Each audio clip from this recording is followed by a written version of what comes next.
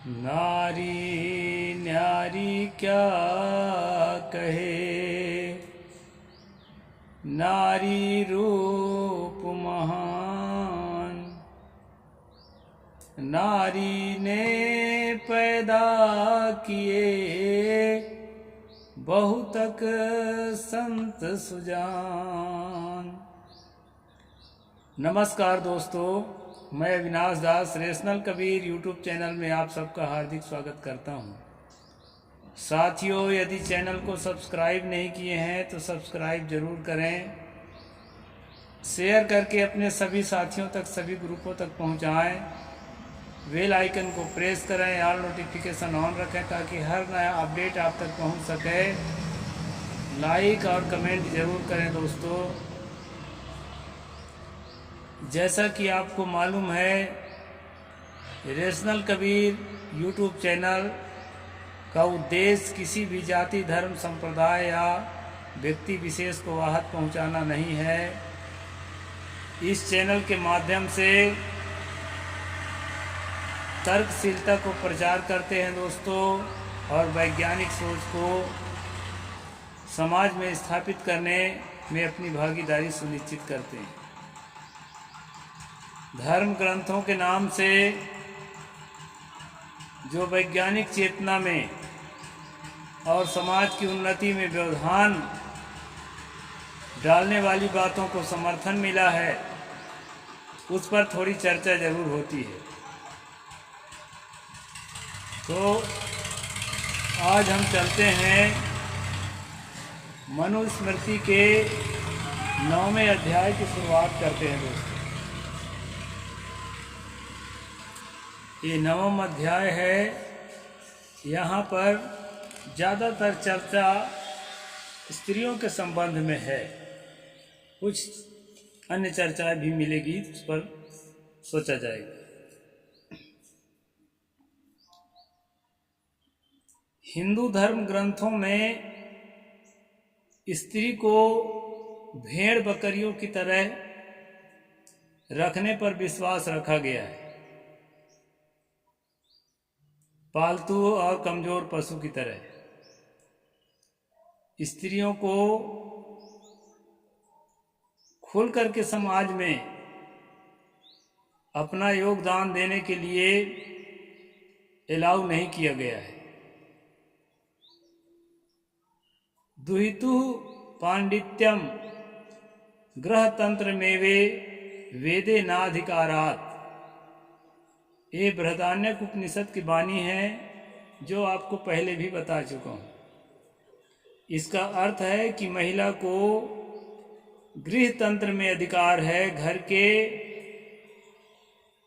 चौका पोछा करने में, भोजन पकाने में, बर्तन मांजने में, बच्चा पैदा करने में, बच्चे को नहलाने धुलाने, पालन पोषण करने में, इसी में जो है नारी का अधिकार है। इसके अलावा इससे ऊपर उठकर वो कुछ भी काम नहीं कर सकती। ऐसा जो है वेद, वैदिक साहित्य और इतिहास, पुराण, जो भी हिंदू धर्म की किताबें हैं, उसमें नारी के अधिकार को सीमित कर दिया गया है। तुलसी गोसाई ने कहा है, एक ही धर्म एक व्रत नेमा,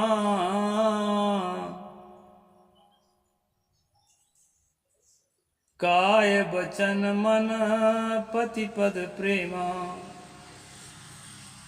मन से, वचन से और शरीर से पति के प्रति प्रेम, यही स्त्री का धर्म है, यही व्रत है, यही नियम है। इससे आगे बढ़ करके उसको कुछ भी नहीं करना है। इस प्रकार से दोस्तों यह बात कही गई है। यह एक ही किताब में नहीं है। अभी मैं वाल्मीकि रामायण के प्रथम खंड में रामायण का महात्म्य पढ़ रहा था, उसमें भी कुछ ऐसी बातें आई है, शुरुए में है, उसको मैं आपके सामने रखना चाहता हूँ। स्त्रियः स्वपोषण परा वेश्याचरण तत्पराः पतिवाक्यमनादृत्य सदा न्यतगृहतत्पराः दुःशीले करिष्यन्ति पुरुषेषु सदा स्पृहम्। यहाँ पर जो है दोस्तों, स्त्रियां अपने ही शरीर पोषण में तत्पर और वेश्याओं के समान आचरण में पवित्र होती हैं, ये वाल्मीकि कह रहा है। वे अपने पति की आज्ञा का अनादर करके सदा दूसरों के घर आया जाया करती हैं, यानी दूसरों के घर जाना भी मना है हिंदू स्त्रियों को, किसी के घर ना जाए। और जो है कहा है पति का अनादर करके जाती हैं, दुराचारी पुरुषों से मिलने में सदैव अभिलाषा करेंगी। तो यदि जो है वो घर से कहीं जाता है तो इस किताब को जो पढ़ेंगे, राम कथा को जो पढ़ेंगे, तो उनको ऐसा लगेगा कि ये जरूर जो है किसी दुराचारी पुरुष के पास जा रही है। ऐसा नहीं है कि स्त्री घर से निकली तो दुराचारी पुरुष के तलाश में ही निकली है, कुछ अच्छे काम से भी कहीं आती जाती है। लेकिन इस श्लोक में यही बात बताने का प्रयास किया है कि वेश्याओं के समान जो है स्त्रियां, अगर उसको कंट्रोल में न रखा जाए तो अपना आचरण करने लगती हैं और दुराचारी पुरुषों से खुल के मिलने लगती हैं। ऐसा जो है अपने ही शरीर के पोषण में तत्पर रहती हैं। लेकिन ऐसा समाज में देखा नहीं गया है दोस्तों। स्त्रियां भी दूसरों की भलाई करती हैं, अपने ही पोषण में नहीं लगी रहती हैं, सबके लिए ख्याल रखती हैं, परिवार के सदस्यों के लिए और भी जिनसे उनका संपर्क बनता है उन सदस्यों के लिए भी उनके भोजन का ख्याल रखती हैं। आगे कहते हैं असद्वार्ता भविष्यन्ति पुरुषेषु कुलांगनाः पुरुषा नृतभाषिण्यो देह संस्कार वर्जिताः। उत्तम कुल की स्त्रियां भी पर पुरुषों के निकट ओछी बातें करने वाली होती हैं, यानी जिसको ब्राह्मण इत्यादि कहते हैं, धनवान और सुसभ्य घर की औरतें जो हैं, मतलब औरत का ये स्वभाव ही है वाल्मीकि के कहने अनुसार कि ओछी बात करने वाली होती हैं, कठोर और असत्य बात करती हैं, शरीर को शुद्ध और सुसंगत बनाए रखने में सद्गुणों से वंचित होती है, शरीर को सजाने में लगी रहती हैं और सद्गुण नाम का कोई चीज स्त्रियों में नहीं पाया जाता। ऐसा जो है यहाँ वाल्मीकि ने कहा है। वाचालश्च भविष्यन्ति कलो प्रायणयोषितः भिक्षवश्चातापि मित्र स्नेह संबंध यंत्रिता। यहाँ कलयुग की बात कही गई है, यानी जिस जमाने में हम लोग जी रहे हैं इस जमाने की बात कही गई है। तो आपको ऐसा लगता है कि ये जो है किसी और जमाने में किताब लिखी गई होगी, लेकिन साथियों एक बात मैं आपको बता देता हूँ कि वाल्मीकि रामायण की रचना जो है वेदों के बाद हुई है, वेदों के पहले की रचना नहीं है। और सबसे पुराना वेद जो ऋग्वेद है, लिखित रूप में ईस्वी सन 1464 से पहले की कोई प्रति भारत में उपलब्ध नहीं है। उससे पहले कहते हैं कि मौखिक चलता था, जो भी चलता रहा हो, लेकिन लिखित में कुछ भी उपलब्ध नहीं है। तो 1464 के बाद ही इसको लिखा गया होगा, क्योंकि इसमें वेद का वर्णन आता है, तो मतलब लेखक वेद को जानता है। इसी अध्याय में यहाँ कहा है एतत् संसार परस्य छेदकः कथम स्मृतम कलो वेदोक्त मार्गाश्च नियोदिता। इस संसार बंधन का उच्छेद करने वाला कौन है? आपने कहा कलयुग में वेदोक्त मार्ग नष्ट हो जाएंगे। वेदों का रास्ता जो है बताया हुआ कलयुग में नहीं रह जाएगा। ऐसा करके जो है यहाँ भविष्यवाणी कर रहा है। तो इससे पता चलता है कि लेखक वेदों को जानता था, तो इसलिए वेदों का नाम लिया है। एक और है अधर्म निरंतराम यातना से प्रकीर्तिता घोरे कलयुगे प्राप्ते वेद मार्ग बहिष्कृते पाखंडम प्रसिद्धम च सर्वे से परिकीर्तितम। अधर्म परायण पुरुषों को प्राप्त होने वाली यातनाओं को अपने वर्णन किया। कलयुग आने पर जब वेदोक्त मार्ग लुप्त हो जाएंगे उस समय पाखंड फैल जाएगा। यह प्रसिद्ध है, सभी लोगों ने ऐसी बात कही है। इस तरह से जो है दोस्तों, इसी वाल्मीकि रामायण में यह बात बता दी गई है कि ये लेखक वेद को जानता है कि वेद का मार्ग नष्ट हो जाएगा, ऐसा भविष्यवाणी कर रहा है। इससे पता चलता है कि ईस्वी सन 1464 के बाद ही यह किताब लिखी गई होगी, क्योंकि उसके पहले के लिखित में कोई वेद लिखित में उपलब्ध नहीं है। मौखिक में रहा होगा तो 150 साल उसमें और जोड़ सकते हैं, 100-200 साल। इस प्रकार जो है ये किसी बहुत प्राचीन काल का नहीं है, ये जो है अभी की ही बात है। आगे कहती हैं, अधिकांश स्त्रियां वाचाल व्यर्थ बकवास करने वाली, भिक्षा से जीवन निर्वाह करने वाले सन्यासी भी आदि स्नेह संबंध में बंधे रहने वाले होंगे। यानी सन्यासी भी, भिक्षा से निर्वाह करने वाले भी वो स्त्रियों से संबंध जोड़ेंगे। लेकिन भिक्षा से निर्वाह करने वाले जो भिक्षुक होते हैं, जो बौद्ध सन्यासी होते हैं, वो स्त्रियों से संबंध नहीं रखते। हिंदुओं में जो दशनामी सन्यासी होते हैं, नियमतः वो भी स्त्रियों से संबंध नहीं रखते हैं। यह बात जो है सच नहीं है। आगे कहते हैं, भोजन के लिए चिंतित होने के कारण लोग बस शिष्यों का संग्रह करेंगे। स्त्रियां दोनों हाथों से सिर खुजलाती हुई गृहपति की आज्ञा जानबूझकर उल्लंघन करेगी। ऐसे सिर खुजलाएगी और अपने पति की आज्ञा का उल्लंघन करती फिरेगी। ऐसा भविष्यवाणी जो है कर रहे हैं वाल्मीकि। ये दोस्तों गीता प्रेस गोरखपुर की किताब है। ये कोई अपनी ओर से आपको नहीं बताई जा रही है, इसको भी मैं दिखा देता हूँ। और जो है ये श्लोक नंबर 8, 9, 10, 11, 12 ये जो है महात्मा में जो शुरू में जो देता है किताब पढ़ने का महात्मा, यानी किताब पढ़ने से क्या क्या फायदे हैं ये जो बताया है, वहीं पर का ये वर्णन है। स्त्रियों पर वाल्मीकि की दृष्टि क्या है, इस भाव से मैं यहाँ आपको प्रस्तुत किया।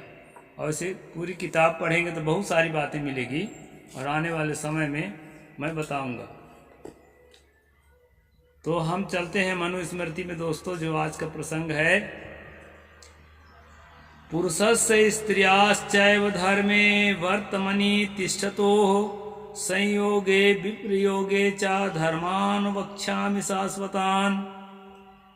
धर्म मार्ग में रत पुरुष और स्त्रियों के संयोग और वियोग के समय नित्य पालन करने वाले धर्मों को कहूँगा। यहाँ मनु कहते हैं कि स्त्री और पुरुषों के संयोग वियोग के जो नियम है उसको मैं बताने जा रहा हूँ। आज मैं जो स्त्रियों के संबंध में सबसे प्रसिद्ध है मनु के वचन, उसी श्लोक को कहने जा रहा हूँ। ये श्लोक जो है बहुत ही आप मीडिया में देखते होंगे, इस पर खूब बहस छिड़ी रहती है। ये वही श्लोक है। अस्वतंत्राः स्त्रियाः कार्याः पुरुषैः स्वैर्दिवानिशं विषयेषु सा सज्जन्नत्या संस्थाप्यात्मनो वशे। 9वां अध्याय श्लोक नंबर 2 मनुस्मृति। पुरुषों को अपने स्त्रियों को कभी स्वतंत्रता ना देनी चाहिए। स्त्रियां यदि रूप रस आदि में आसक्त हों तो भी उन्हें अपने बस में रखना चाहिए।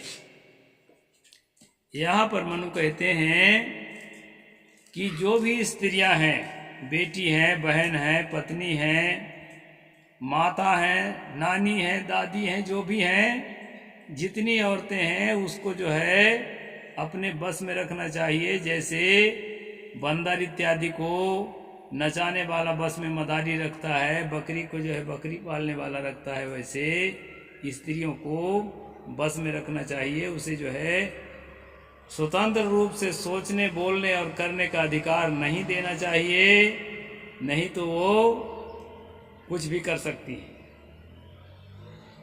कोई भी अपराध कर सकती है। स्त्रियों के अंदर जो है, तुलसी ने भी तो कहा है, विधि हुन नारी हृदय गति जानी, सकल कपट अगय अवगुण कानी। कि बनाने वाला, जो सबको बनाने वाला ब्रह्मा है, विधाता, वह भी स्त्रियों के अंदर की गंदगी को नहीं समझ पाया, उसके मर्म को, क्योंकि उसके अंदर संसार की जितनी गंदगी है, जितना पाप है, जितना अवगुण है और जितना छल कपट है संसार के अंदर, वो सब के सब एक स्त्री के हृदय में वास करता है। ऐसा जो है तुलसी गोसाई ने भी अपने रामचरितमानस में कहा है दोस्तों। इसलिए इस मानसिकता को संसार में स्थापित करने वाले मनु जो है कह रहे हैं कि पुरुषों को अपनी स्त्रियों को कभी स्वतंत्रता नहीं देनी चाहिए। स्त्रियां यदि रूप रस आदि में आसक्त हों तो भी उन्हें अपने बस में रखना चाहिए। फिर आगे कहते हैं, पिता रक्षति कौमारे भर्ता रक्षति यौवने, रक्षन्ति स्त्रिव्रे पुरुष ना स्त्री स्वतंत्र मरहति। ये श्लोक नंबर 3 है, 9वां अध्याय मनुस्मृति। स्त्रियों की बाल्य अवस्था में पिता, युवा अवस्था में पति और बुढ़ापे में पुत्र रक्षा करता है। स्त्री कभी भी स्वतंत्रता के योग्य नहीं है। यानी उनको स्वतंत्र छोड़ दोगे तो कुछ न कुछ करेंगी, वेश्यागर्दी करेंगी। अभी वाल्मीकि रामायण का श्लोक आपको दिखाया था, स्त्रियां स्वभाव से ही वेश्यागिरी वाली होती हैं। वो कोई भी स्त्री हो, चाहे राम के ही मम्मी हो, उसकी बहन हो, उसके मौसी हो, कृष्ण के या किसी भी देवता के, ब्रह्मा विष्णु के, यानी स्त्रियां माने स्त्रियां, ब्राह्मण की स्त्रियां हों, शूद्र की स्त्रियां हों, मुसलमान की स्त्रियां हों। इस प्रकार से दोस्तों औरतों को यहाँ कहा है, पिता जो है उसकी रक्षा करे, सुरक्षा करे, जब तक वो अविवाहित है अपने देख रेख में रखे, उसको पढ़ने लिखने के लिए कहीं न जाने दे, उसको जॉब करने के लिए कहीं न जाने दे, उसको जो है किसी भी प्रकार से संसार के स्ट्रगल से बचाए और संसार के किसी भी प्रकार से उन्नति के क्षेत्र में आगे आने से बचाए। पिता का कर्तव्य है। फिर पति का कर्तव्य है कि वो अपना गुलामी कराए। अभी मैंने श्लोक बोला था, काय वचन मन पतिपत प्रेमा। इस तरह पति जो के चरणों में प्रेम रहे। और ऐसा जो है रामचरितमानस में दिखाया भी गया है। माता सीता को पूरे वाल्मीकि और रामचरितमानस में आप देखेंगे कहीं भी महिलाओं को पढ़ते हुए नहीं दिखाया गया है, जबकि राम लक्ष्मण इत्यादि को वशिष्ठ के यहाँ, विश्वामित्र के यहाँ पढ़ने जाते हुए दिखाया गया है। साथियों, स्त्री को अनपढ़ रखना, अशिक्षित रखना, मूर्ख रखना, गंवार रखना और किसी भी शिक्षा के क्षेत्र में और जॉब के क्षेत्र में, नौकरी के क्षेत्र में, कार्य क्षेत्र में उतरने से रोक कर रखना, समाज सेवा के क्षेत्र में उतरने से रोक के रखना, बोलने के लिए, सोचने के लिए, बोलने के लिए, अपनी बात रखने के लिए उसको स्वतंत्रता ना देना, ये जो है हिंदू धर्म का सबसे प्रसिद्ध विचारधारा है, यानी कि आर्टिकल है। इस चीज के आर्टिकल यहाँ कहा है, बुढ़ापे में पुत्र के द्वारा उसकी रक्षा किया जाए। यानी बूढ़िया हो गई है तब भी अभी उसके ऊपर संदेह है कि वो अभी मतलब कंट्रोल में नहीं है, बेटा जो है उसको कंट्रोल करे। तो इस तरह से दोस्तों यहाँ पर स्त्रियों को किसी भी प्रकार से स्वतंत्र रूप से कुछ भी काम करने के लिए, सोचने के लिए, बोलने के लिए मनु ने इजाज़त नहीं दिया है। फिर मनु के खानदान के लोग, चाहे वो राम हो, कृष्ण हो, जो भी अपने उसको खानदान का आदमी समझता है और उसके आज्ञाओं पर, पद चिन्हों पर चलने वाले लोग भला कैसे स्त्रियों को आगे बढ़ने से नहीं रोकेंगे। चाहे सावरकर के खानदान हो, वर्तमान के आरएसएस, बीजेपी, जो सावरकर को देवता मानते हैं। सावरकर हमेशा कहता था कि मनुस्मृति तो है ये है, तो संविधान लिखने की क्या जरूरत पड़ी है।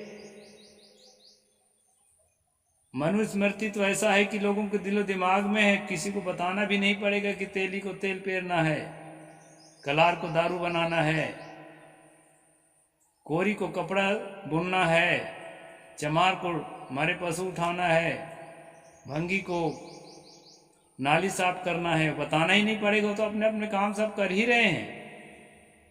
लेकिन संविधान में जो नियम बताओगे तो सिखाना पड़ेगा, पढ़ाना पड़ेगा, तब लोग कर पाएंगे। इसलिए मनुस्मृति के रहते संविधान बनाना ठीक नहीं है। स्त्रियों को मालूम ही है कि उनको क्या करना है। इस तरह सावरकर, गोलवरकर, तिलक, ये सब लोग जो हैं मनुस्मृति के वकालत करते थे। दोस्तों, यही है मनुस्मृति, जिसको मैं खुलासा करके आप लोगों को बता रहा हूँ। शूद्रों के लिए क्या कहा गया है वो भी मैंने बताया, और आने वाले अध्यायों में और बताऊंगा। अभी तो 3 अध्याय बचा है।